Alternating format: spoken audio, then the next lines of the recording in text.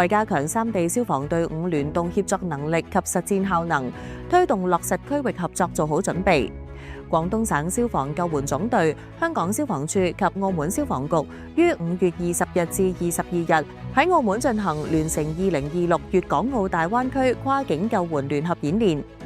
今次演練嘅目的係為咗測試粵港澳大灣區應急救援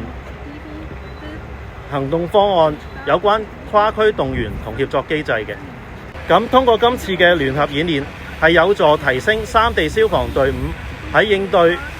複雜嚴重嘅突發事件嘅默契同應對能力。演習演練情景模擬澳門受超強颱風及風暴潮吹襲，引發多種複雜且嚴重嘅衍生災害事故，包括高角度拯救、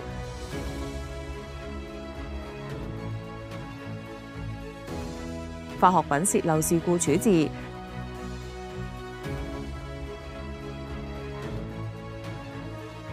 大型交通意外救援、建築物坍塌搜救，